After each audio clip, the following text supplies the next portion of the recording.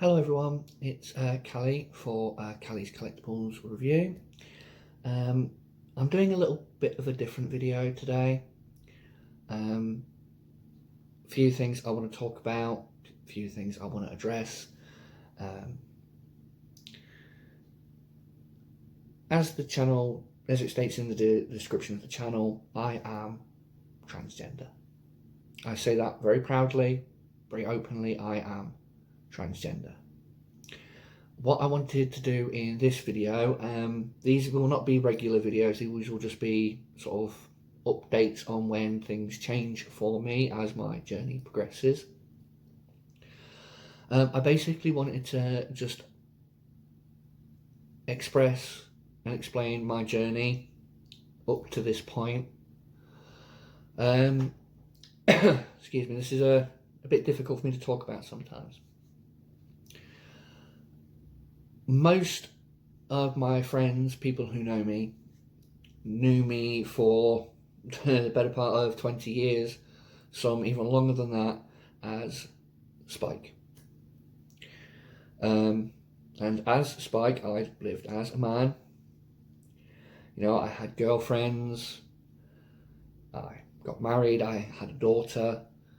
I just lived my life as a man. But in secret, when I was alone, I would want to wear makeup. I did for a time in my teens as a goth, but that's a different thing. I wanted to wear like girly makeup and do my hair and wear girly clothes, and I could never understand why. And there were sort of periods in my life where I felt like I was a woman trapped inside of a man's shell.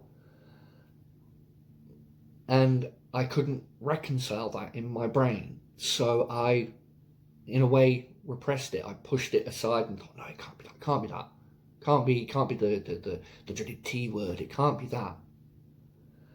But then, after the breakdown of my marriage about 2 years ago, and then moving out and living on my own again for the first time in 15 years, I was back on my own company, and it gave me time to do a lot of self-reflection, especially with lockdown and the global pandemic and everything that's happening in the world right now. It gave me a lot of time to sit and reconcile these feelings that I had, and it all came about, and it's kind of a slightly weird story for me to tell, but I was sat in my flat one day and I just had this overwhelming kind of urge, almost like a voice in my head saying, go and buy some women's clothes. You need to go and buy some women's clothes. So I did. At the time I was like, okay, why am I doing this?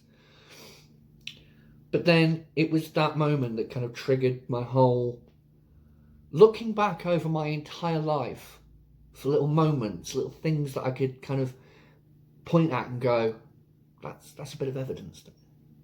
I mean, the earliest kind of memory I can kind of conjure up in my head has been about maybe 5 or 6 years old, and dressing up in my sister's PE kit.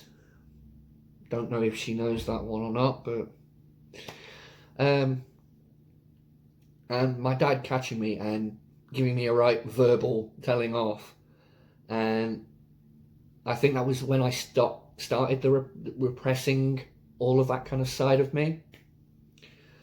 So when I finally got some time to myself, some time to sit and think and really analyse it, and I know people say, oh, you shouldn't diagnose on Google and all that kind of thing, but I read articles wrote by other transgender people, and a lot of it just was like, it was like holding up a mirror to my life. It was like, wow, that is so like me. And I kind of reconciled it in my head, and I was like, well, this is now who I want to be. I don't want to be Spike anymore. He's had his time. I want to be the real me, which is who you see before you right now, Callie, or Calista, which I don't know where that name came from. It just sounded nice to me. Valentine is from the most badass female in all of video games, Jill Valentine. Thank you very much. Lara Croft, don't think so. No, it's Jill. Let me just have a drink. Right. That's kind of the backstory, kind of pushed and out and done and out the way. As for my journey so far and where I am currently at, right, well, I first told somebody, one person to start off with. I told them back in September, I think, early September, because it was not long after I'd moved into this flat, and I moved in here in August, so it must have been the September.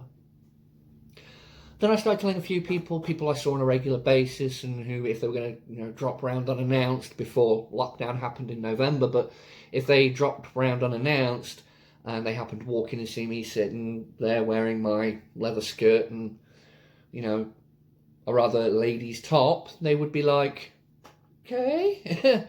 So I told them first. I made myself a promise that January 1st of 2021, as soon as it hit midnight on New Year's Eve, that I would tell the world via social media, Facebook, Twitter, everything. And I stuck to that. And in some ways, I felt like I thought early on, have I backed myself into a corner with this? Am I ready to tell people this? But the two biggest people in my life that were a major concern for me are my daughter and my ex-partner. And those two kind of go hand in hand, because if my ex-partner had taken it negatively, she could have tried to stop me access to my daughter. So as well as having to go through transgender, I'm also having to go through the courts to get access to my child. And I didn't want that. And that was my big panic. Thankfully, she took it brilliantly. She even bought me a little trans pride bracelet, which was a beautiful, amazing gift from her. So thank you very much.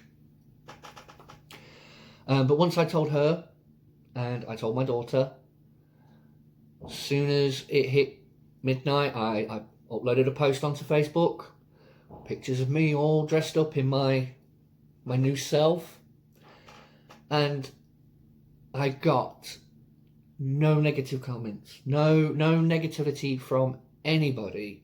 A lot of people were surprised, which is not too surprising. I was quite surprised when I first came to terms with this. I was like, right, well, gotta sort my wardrobe now then.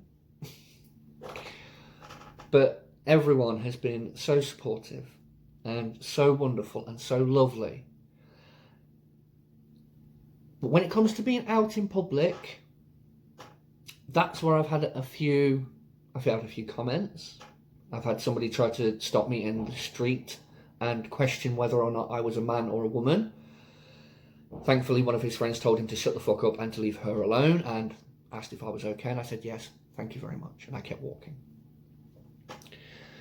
The one thing that seems to bug me more than comments, and I don't know whether this is just me or if a lot of trans people have this same issue, making comments is one thing.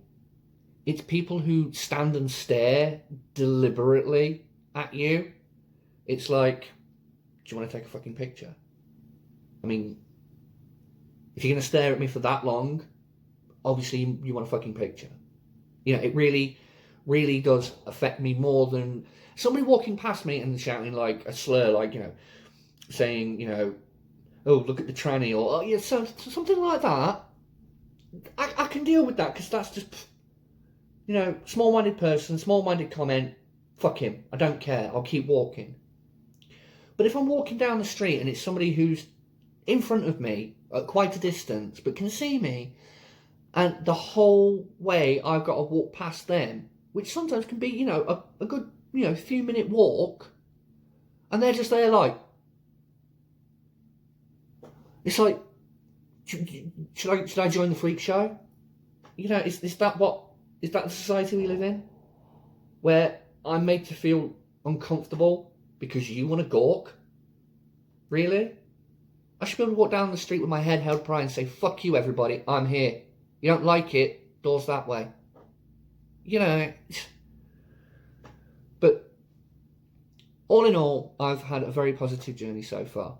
I've, like a lot of trans women, I've had a few moments of self-doubt, especially very early on, you know, when you're going to have to make the big change. I mean, a lot of people who knew me know I used to have a very large amount of facial hair. So when it came to sort of shaving the facial hair, shaving my legs, doing my armpits, doing my chest and my stomach, every time I did something like that, I was like, am I sure this is what I want? And then, guaranteed, later on that same day, after having just that small amount of doubt, usually when I'm getting changed, that's when I go, this is what I want. This is what I want more than anything I have ever wanted in my life. If somebody said to me, right, give me your entire action figure collection, which people know how much I love my action figure collection. If somebody said to me, if you give me all of that, I'll pay for you to go private and have all the hormones and all the treatments, everything you need to become the real you, I'd do it. I know that's not going to happen, but I would do something like that. That's how much it means to me. The only thing I would never give up is my daughter, ever. She is my world. Whether I'm Spike or whether I'm Callie, she is everything to me. Absolutely everything. I'm going to finish up now. As I said, these aren't going to be like a regular thing. I'm not going to flood the channel with, like, you know, all the latest trans stuff that's going on with me. No, nothing like that. It's just going to be, you know, sort of announcements and updates as to how I'm progressing. So maybe once a month, or maybe just when I kind of hit those milestones, like, you know, when I finally get to go onto hormone therapy, you know, I'll do a video about that. When I've been on my hormone therapy for 6 months, I'll do a video on that. So it's not going to be a permanent, excuse me, it's not going to be a permanent regular thing, just something that I've felt like doing, that I wanted to do. So I hope everybody is enjoying the content I'm creating. I hope everyone finds this video informative. It's been a bit personal for me, so it's kind of your way of getting to know me a little bit more. I shall be doing another review on Monday. I'm not too sure what I'm going to review yet, but I'll find something good to review. So I've been Callie for Callie's Collectibles. This is the start of my first year trans journey. So thank you all for watching. Love you. Bye.